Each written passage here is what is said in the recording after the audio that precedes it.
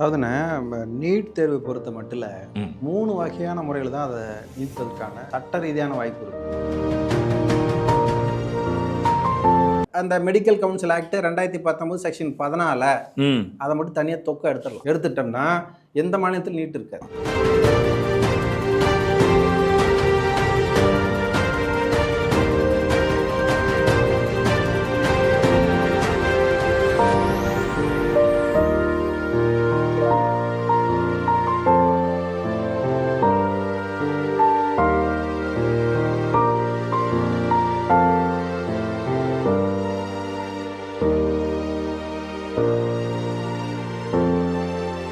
உலகம் முழுவதும் பரவி வாழுகிற தாய் தமிழ் உறவுகள் அனைவருக்கும் வணக்கம். இன்னைக்கு நம்முடைய சோழன் சொல்வீச்சு வலையொலியில் தமிழக வெற்றி கழகத்தின் பொறுப்பாளர் மதிப்புக்குரிய தாம்பரம் முருகன் அவர்களை சந்தித்து பேச இருக்கிறோம். ஐயா வணக்கம். வணக்கம். வணக்கம். இந்திய அளவில் இந்த நீட் எதிர்ப்பு போராட்டம் காக்ரோச் ஜனதா பார்ட்டியால் முன்னெடுக்கப்பட்டுச்சு. வடநாடுகளில் அந்த காக்ரோச் ஜனதா பார்ட்டி எடுத்த போராட்டத்துக்கும் தமிழகத்தில் முன்னெடுக்கப்பட்ட போராட்டத்துக்கும் பெரிய வித்தியாசம் இருக்குது. தமிழகம் நீட் தேர்வே வேண்டாம் அப்படின்னு போராடிச்சு. காக்ரோச் ஜனதா பார்ட்டி அந்த நீட் தேர்வில் இருக்கிற குளறுபடிகளை சரி செய்யணும், கல்வி அமைச்சர் தான் இதுக்கு காரணம், அவரை நீக்கணும் அப்படின்னு சொல்லி சொன்னாங்க. இப்போ என்னோட கேள்வி என்ன அப்படின்னா, ஒருவேளை தமிழகத்தினுடைய அந்த நீட் தேர்வை நீக்கணுங்கிற கோரிக்கையை முன்வைத்து காக்ரோச் ஜனதா பார்ட்டி போராடி இருந்தால் ஒன்றிய அரசு ஏற்றிருக்குமா? அதாவதுண்ணே, நீட் தேர்வை பொறுத்த மட்டும் 3 வகையான முறையில் தான் அதை நீட்பதற்கான சட்ட ரீதியான வாய்ப்பு இருக்கு. புரியுதுல? முதல் வாய்ப்பு என்னன்னு கேட்டீங்கன்னா, தமிழ்நாடு அளவில் சொல்றாங்க. 2021 இளங்கலை மருத்துவ படிப்பு சேர்க்கை சட்ட மசோதா மு.க. ஸ்டாலின் கொண்டு வந்தது. சரி. இதை கவர்னர் ஊடாக ஜனாதிபதிக்கு அனுப்பிச்சு அந்த கையொப்பத்தை எதிர்பார்த்துட்டு இருந்தாங்க. அது ஜனாதிபதி ரிஜெக்ட் பண்ணிட்டாங்க. இங்க இருக்கிற பாராளுமன்ற உறுப்பினர்கள் அந்த சட்ட மசோதாவிற்கு ஒரு ஒப்புதல் கொடுத்தாங்கன்னா தமிழ்நாட்டில் மட்டும் நீட்டு விலக்கு அளிக்கப்படும். 28 மாநிலங்கள்ல தமிழ்நாட்டுக்கு மட்டும் விலக்கு அளிக்கப்படும் அந்த சட்டத்தினூடாக. இது ஒரு முறை தமிழ்நாட்டை பொறுத்தவரையில். ஒன்று. ரெண்டாவது, நீட் என்பது பார்த்தீங்கன்னா medical council act India 2019 section 14 தான் சொல்லுது. உங்களுக்கு அது என்ன சொல்லுதுன்னு கேட்டீங்கன்னா, பிடிஎஸ் எம்பிபிஎஸ் படிப்புக்கு நீட் அவசியன்றது அந்த செக்ஷன் தான் சொல்லுது. சரி. அந்த செக்ஷனை நீக்கணும் அப்படி கேட்டிங்கன்னா, பாராளுமன்றம் அல்ல ராஜ்யசபால ஒரு தனிநபர் சட்ட மசோதாவை கொண்டு வந்து ஒரு சாதாரண மெஜாரிட்டியில் அதை ஜெயிக்க வச்சுட்டு அப்படி கேட்டினா அந்த செக்ஷன் மட்டும் தனியாக எடுத்துடலாம். அதை எடுத்தாச்சுன்னா அந்த பிரச்சனை முடிஞ்சிடும். செக்ஷன் 14 எடுத்துட்டோம்னா பிரச்சனை முடிஞ்சிடும். மற்றதுக்கு அது தேர்வு நடக்கும். உயர்கல்வி அந்த மாதிரி துறைகளுக்கு தேர்வு நடக்கும். இந்த பிடிஎஸ் எம்பிபிஎஸ் மட்டும் அந்த 2019 செக்ஷன் 14 எடுத்துட்டு அப்படின்னு கேட்டீங்கன்னா நீட் சிக்கல் 28 மாநிலத்துக்கும் சரியா போயிடும். பிரச்சனை இல்லாம தீர்ந்துடும். ஓகே. அதுக்கு ஒரு சிம்பிள் மெஜாரிட்டி இருந்தா போதும். ஸ்பெஷல் மெஜாரிட்டி தேவையில்லை. சிம்பிள் மெஜாரிட்டினா ஒன்றும் கிடையாது. வந்திருக்கிற பாராளுமன்ற உறுப்பினர்கள்ல சரியான அளவில், அதாவது இங்க ஒரு 50 பேர் வந்திருக்காங்க அப்படின்னு கேட்டீங்கன்னா 26 பேர் வாக்களிச்சப்போ வந்திருக்கிறவங்கள பாராளுமன்றத்துக்குள்ள வந்திருக்கிறவங்கள ஒரு உதாரணமா சொல்றேன். 26 பேர் வாக்களிச்ச போதும். ஆனால் ஒட்டுமொத்தமா கல்வியை கன்கரண்ட் லிஸ்ட்ல இருந்து நடுநிலை பட்டியல இருந்து மாநில பட்டியலுக்கு கொண்டு வரணும் அப்படின்னா அப்பதான் ஸ்பெஷல் மெஜாரிட்டி தேவை. ஸ்பெஷல் மெஜாரிட்டி அப்படின்னு கேட்டீங்கன்னா 545 மொத்தத்துல 545 பாராளுமன்ற உறுப்பினர்ல 360 பேர் வாக்களிக்கணும். அப்படி இருந்தா மட்டும்தான் கன்கரண்ட் லிஸ்ட்ல உள்ளது மாநில பட்டியலுக்கு வரும். அப்படி பண்ணிட்டு அது ஸ்பெஷல் மெஜாரிட்டி 268 உட்கூறு 2 அரசியலமைப்பு சட்டத்துல அப்படி பண்ணணும். அதான் சட்டம் சொல்லுது. அப்படி பண்ணாதான் அந்த மாநில பட்டியலுக்கு அந்த கல்வியை கொண்டு வர முடியும். சரிதான்.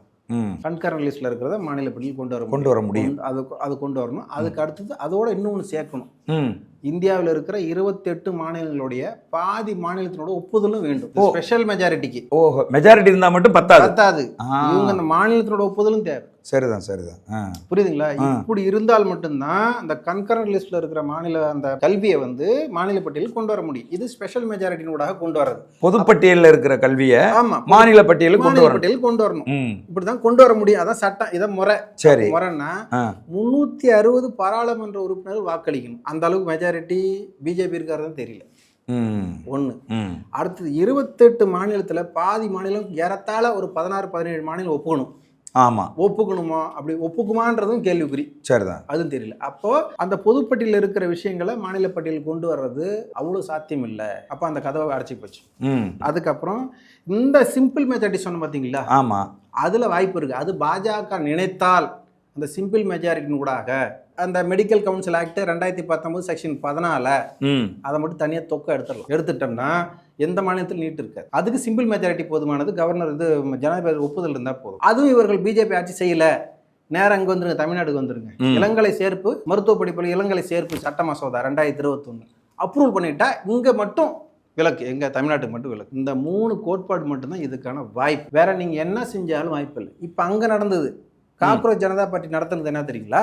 நீட்ல அடிக்கடி அந்த வினாத்தாள்கள் வெளிவந்து மிகப்பெரிய லஞ்ச ஊழலுக்கு அடிபடுது. அப்போ நீங்க என்ன ஏற்படுத்தினீங்களோ அந்த கொள்கை கோட்பாட்டுக்கு நேர் எதிராக தேர்வு நடக்குது அப்படின்றத நேரடியா எதிர்த்துக்கிட்டாங்க. யாரு?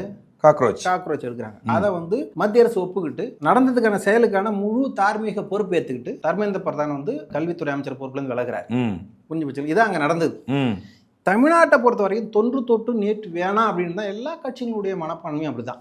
சரி சரி. இங்க இருக்கிற சிக்கல்கள் வேற, இங்க இருக்கிற சீதோஷ நிலை, கலாச்சார பண்பாட்டு அமைப்பு, கல்வி முறைகள் வேற. ஆக இதை 12வது வகுப்பின் அடிப்படையில் தேர்ந்தெடுக்கப்பட்ட அந்த மதிப்பின் அடிப்படையில் மருத்துவ படிப்பு படிச்சா சௌரியமா இருக்குன்றதா இவங்களுடைய எண்ணமும். அது ஒரு ஒரு ஒரு கொள்கை சார்ந்த முடிவாக கூட அவங்க வச்சிருக்காங்க. இப்போ இதுதான் இங்க சிக்கல். இப்போ நீங்க கேட்ட கேள்வி, ஒருவேளை ஒட்டுமொத்தமா நீட்டே வேணாம் அப்படின்னு காக்ரோச் ஜனதா பார்ட்டி நினைச்சதுன்னா சாத்தியம் இல்லை. எப்படி சாத்தியம் இல்லைன்னா, ஒட்டுமொத்தமா இவர்கள் வருகிற பாராளுமன்ற உறுப்பினர்கள பாதி அது வேணான்னு சொல்லி வாக்களிக்கணும். அப்படி வாக்களிப்பாங்கன்னா மாட்டாங்க. ஏன்னு கேட்டீங்கன்னா, இந்த ஒட்டுமொத்த இந்தியாவில் 16 மாநிலங்களை பிஜேபி ஆளுது நேரடியா, 5 மாநிலங்களை மறைமுகமா ஆளுது. அப்ப எவ்வளவு ஆகுது உங்களுக்கு? 16 ஒரு 5 எவ்வளவு ஆச்சு? ஒரு 20-21 மாநிலம் ஆச்சுங்களா?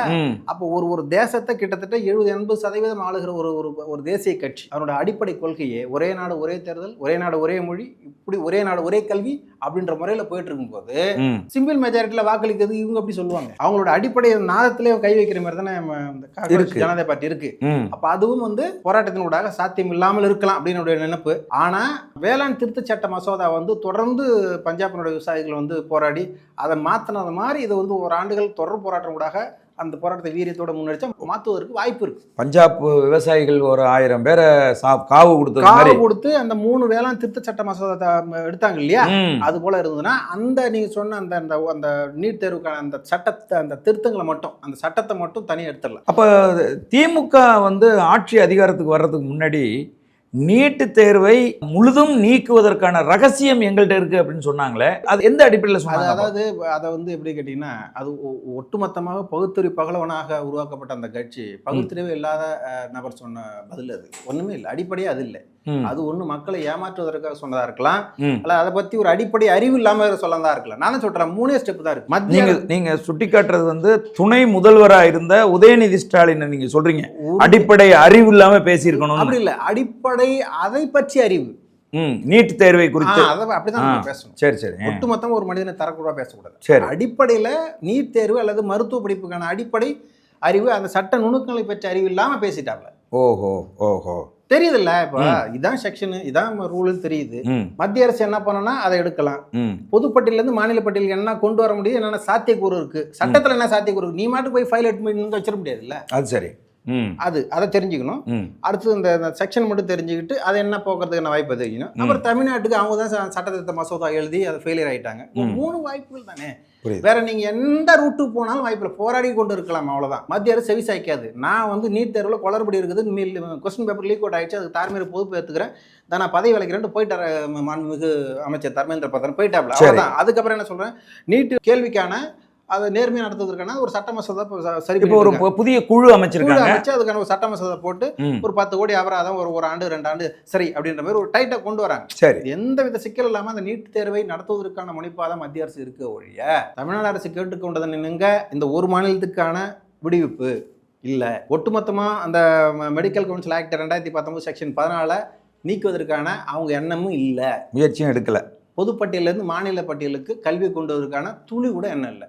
அப்போ நீட் என்பது மிகப்பெரிய சிக்கலாக நீண்டு கொண்டு தானே இருக்கும் மொழிய பேசிட்டு இருக்கலாம் அண்ணனு நான், அவ்வளோதான். இல்லை, இப்போ நான் என்ன கேட்குறேன், கடந்த 5 ஆண்டு காலமாக யாருமே நீட் குறித்து எந்த ஒரு கேள்வியையும் திமுக அரசை நோக்கி எழுப்பலை. ஆனால் இப்போ சில திரைப்பட இயக்குநர்கள்லாம் 5 ஆண்டுகளுக்கு பிறகு தாவேகா அரசின் மீது இன்னைக்கு கேள்வி எழுப்புவதை பொது தளங்களில் கேள்வி எழுப்புறாங்க. நீங்களாம் 5 வருஷமா என்ன மௌன விரதம் இருந்தீங்களா அப்படின்லாம் வந்து கேட்குறாங்க. இதை எப்படி பார்க்குறீங்க? இல்லை, அதை நான் நீட் வந்து 2019 காந்தி செல்வன் உள்ளே கொண்டு வந்ததுலேருந்து அது முதலாக உச்சநீதிமன்றம் வந்து 2013 மே 5 தான் முதல் நீட் நடக்குது. அதுக்கப்புறம் தான் இந்த நீட்டுக்கான சிக்கல் வந்து உணர்றாங்க தமிழகர். சரி, இப்போ 13ல இருந்து அடுத்தது 16 வருது. 16ல இருந்து அதிமுக ஆட்சி. அவங்க ஒரு 10 ஆண்டுகள் வந்து 5 ஆண்டுகள் ஃபர்ஸ்ட் 2014ல இருந்து 21 வரைக்கும் அவங்க ஒன்றும் பெருசா வந்து செவி சாய்க்கல, அதுக்கான முனைப்பு எடுக்கல. 2021ல இருந்து 26 வரைக்கும் திமுக என்ன செய்திருக்கணும் அப்படின்னா, குறைந்தபட்சம் ஒரு சட்ட திருத்த மசோதாவை ஏப்பா அந்த 2019 செக்ஷன் 14 கொஞ்சம் திருத்தி சரிப்படுத்தி கொடுங்க.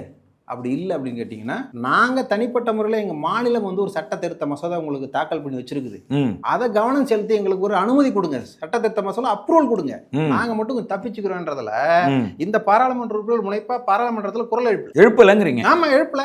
40 பேர் இருக்காங்களே, 39 பேர் இருக்காங்க. எழுப்பலங்க. இன்னைக்கு போய் இன்னைக்கு என்ன தேதி, கிட்டத்தட்ட இன்னைக்கு 29/7/2026 சரியா? இன்னைக்கு பாராளுமன்றத்தில் ஒரு நம்ம முரசொலி மாறன் பையன் இருக்காரு, அவர் பேர் தயாநிதி மாறன் பேசிட்டு இருக்கிறாரு நீட்டை குறித்தான விளக்கம். என்னங்கய்யா உங்க ஒரு கதை அது. இப்ப என்ன, இப்போ உங்களுக்கு புதுசா ஒரு ஆட்சி மாறின பிறகு உங்க நீட்டு எங்களுக்கு தேவையில்லை, ஏன் அப்ப பேச வேண்டியது என்ன? ஒரு சட்ட திருத்த மசோதாவே, ஒரு தனிநபர் சட்ட திருத்த மசோதாவை கொண்டு வர வேண்டியதுதானே. அதுக்கு ஒன்றும் பெருசா வந்து ஒரு 50 MP 20 MP எல்லாம் தேவைப்படாது. புரியுது. இந்த 5 ஆண்டு காலத்துல எந்த முயற்சியும் எடுக்காம இப்ப ஆட்சி போனதுக்கு அப்புறம் அதை திரும்ப கையில் இது சாத்தியமா? சாத்தியம் இல்லையா? எது சாத்தியமோ அதுதான் சத்தியம் உலகில்.